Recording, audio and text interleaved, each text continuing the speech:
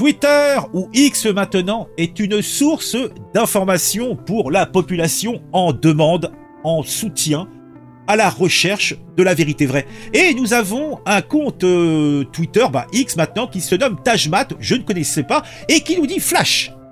Petite citation, j'ai aussitôt dit aux 4 jeunes filles de se cacher, s'ils étaient arrivés au moment de la prière, cela aurait été plus grave.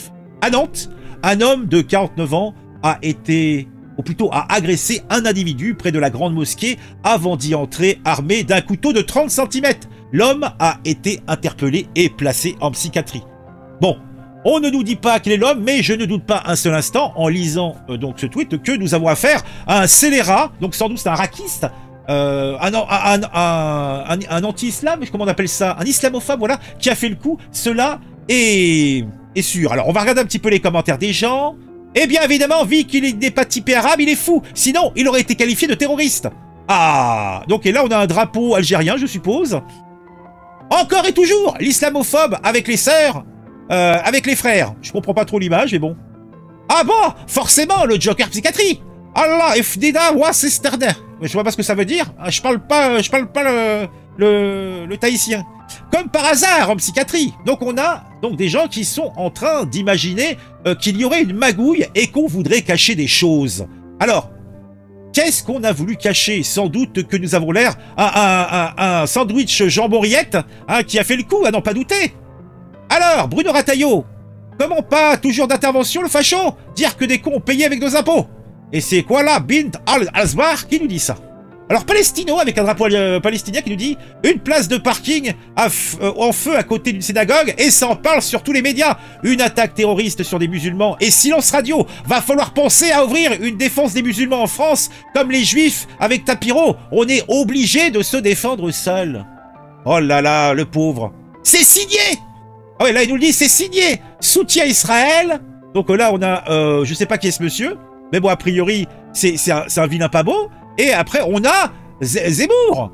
Ah oui, en plus, ils ont bien un petit R Israël. Ah bah dis donc, c'est... Tout cela... Alors, Puff, rebelle, donc tu as un drapeau... Ok, not ok. J'espère qu'il n'y a pas de victimes. Ces criminels biberonnés à la haine par des médias et politiciens racistes polluent en ce moment. Et comme par hasard, il y aurait un problème psy. Ils ne peuvent pas rester insensibles à la campagne médiatique raciste quasi quotidienne. Bien sûr, en psychiatrie. Oh, je reconnais bien là le gladiateur, et d'autres il prendra exemple. Psychiatrie, vous avez vu une photo en tête? Ou de sa tête? Ah, voilà à quoi sert le message qui est rabâché par nos politiques et notre télévision. En psychiatrie, tiens donc. Dis donc. Nous avons là, manifestement, quand nous lisons ce texte, eh bien, un attentat raciste et islamophobe. Cela est cousu de fil blanc et les réseaux se sont enthousiasmés sur le sujet. D'ailleurs, la sympathique compte Serfia nous le disait dans un tweet, là encore. J'ai entendu des hurlements et des propos incohérents. J'ai demandé aux 4 jeunes filles présentes dans la mosquée de s'abriter dans une salle. J'ai fermé à clé et nous nous sommes cachés. Un homme de 49 ans, armé d'un couteau de cuisine de 30 cm, a pénétré dans la mosquée Al-Assam à Nantes. Juste avant, il venait d'agresser un homme et s'en est pris à une voiture garée sur le parking. Il a été arrêté et placé en psychiatrie, source Ouest France. Selon l'extrême droite, l'islamophobie n'existe pas. Ah bon? Mort de rire. L'assaillant, à tout moment, un maghrébin. Alors, donc tu vois, là, le mec, il anticipe. Ça serait un maghrébin, on aurait vu tous les médias français en panique et en train de chialer. Commence à réfléchir. Eh oui. Alors au final, que faut-il, eh bien, constater et que faut-il penser? J'ai entendu des hurlements à Nantes, un homme armé fait éruption dans la grande mosquée. Un homme armé d'un couteau de cuisine a pénétré dans la mosquée Al-Assam, dans le quartier de Malakoff. C'était le samedi 30 novembre à midi. Il venait de menacer un homme sur le parking situé près des lieux de culte. Donc maintenant qu'on a un petit peu vu l'état d'esprit général, donc sur les réseaux, dans la presse, vous remarquez, dans la presse, on ne fait mention absolument pas à l'origine de la personne, alors que ils étaient au courant à Ouest France. Donc maintenant, à moi de vous raconter un petit peu l'histoire avec mes mots choisis, puisque l'attentat raciste et islamophobe dans une mosquée de Notes, après l'irruption d'un homme armé, eh bien, nous avons d'un côté des internautes, souvent, eh bien, avec des noms à consonance étrangère, bizarrement, qui hurlent à l'omerta et parlent d'un individu blanc, pigre. En fait, le vilain pavot avec son couteau de 30 cm, c'est comme à chaque fois, eh bien, un mec qui est, eh bien, un migrant, qui est en situation irrégulière, qui se trouve être là, algérien, et effectivement, qui serait atteint de troubles psy. Eh oui, il s'est trompé, l'église, c'était 50 mètres plus loin.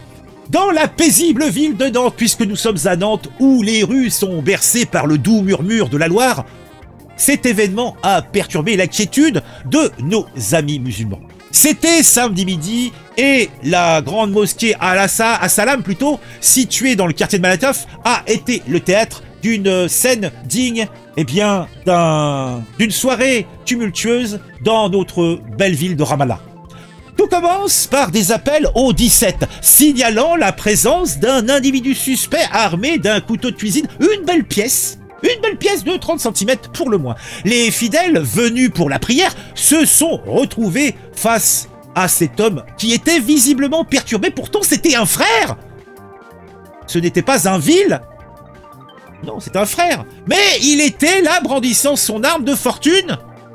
Bon, il faut dire qu'il s'était fait la main avant de rentrer dans la mosquée. Oui, il avait déjà menacé un individu sur le parking et dégradé des véhicules.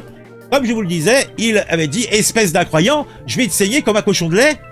Ceci avait semé, somme toute, c'est normal, un peu la panique parmi les passants. Tu m'étonnes, tu vas faire ta petite prière tranquillou, hein, en plus on est samedi, tu bosses pas, tu te dis « Bon, tranquille le chat, on va profiter ». Les forces de l'ordre, toujours promptes à réagir dans ces situations, tu penses bien, il s'est dit « On va taper du bico ». Bah voilà, bah oui, attends, les flics sont tous des racistes, c'est bien connu. Donc, ils sont réagis et ils sont arrivés sur les lieux en un temps record, oui. Il était à peine 12h30 quand l'homme a enfin été interpellé. Il avait sur lui effectivement un couteau de cuisine. Sans doute, il comptait découper de la viande rouge. Celui-ci n'était plus à sa main à l'arrivée des policiers. Il l'avait rangé dans sa veste. Les fidèles étaient et sont encore soulagés puisqu'ils ont pu reprendre leur souffle et leur prière. De leur côté, les policiers ont tenté de comprendre les motivations de cet acte somme toute insensé. Pourquoi cet homme âgé de 49 ans, cet homme, eh bien, qui est un être d'exception, puisqu'il est de nationalité algérienne.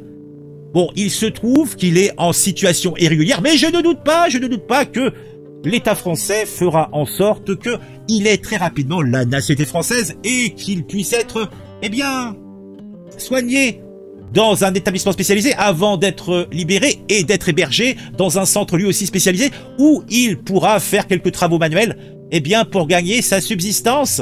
Il ne faudrait pas le renvoyer dans un pays qui n'a pas un service médical compétent.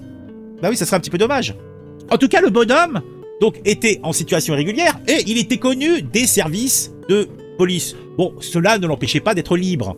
Alors, ce qui a quand même surpris, alors on a été étonné, c'est que il semblerait que cet individu ne jouisse pas de toutes ses facultés mentales.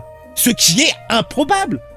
Comment se fait-il qu'un homme âgé de 49 ans, qu'il ait de nationalité algérienne, qu'il soit en situation irrégulière, qu'il soit équipé d'un couteau de 30 cm, ne jouisse pas totalement de ses facultés mentales? Je ne comprends pas. Franchement, je comprends pas. Je comprends pas. Donc en tout cas, un médecin a été immédiatement appelé sur les lieux et celui-ci a, aux surprises, estimé que son état était incompatible avec une garde à vue. Ah oui, donc il a été orienté gentiment, sans violence, vers un service de psychiatrie. Mais bien sûr, celui-ci est foule de chez foule, hein, donc il sera libéré, on n'en doute pas un seul instant, très rapidement. Pendant ce temps-là, comme je vous le disais, sur les réseaux sociaux, les internautes se sont enflammés. Certains hurlant à l'omerta, certains parlant d'un individu blanc, un Algérien il est blanc que je sache, je piche pas bien, et d'un attentat raciste et islamophobe. Donc, les théories du complot ont fleuri. chacun y allant de son petit commentaire, souvent plus virulent que réfléchi, ce qui m'avait amené à vous faire ce petit truc que j'ai écrit d'ailleurs. Quand la rumeur se mêle à la réalité, la vérité souvent en pâtit. Mieux vaut attendre les faits avérés que de se perdre en vaines querelles agitées. Ah, ça fait bien plaisir, hein. Ça fait bien plaisir. Bon, un j'aime, un commentaire, vous me dites ce que vous pensez de tout ça, hein, et puis on en parle. On en parle.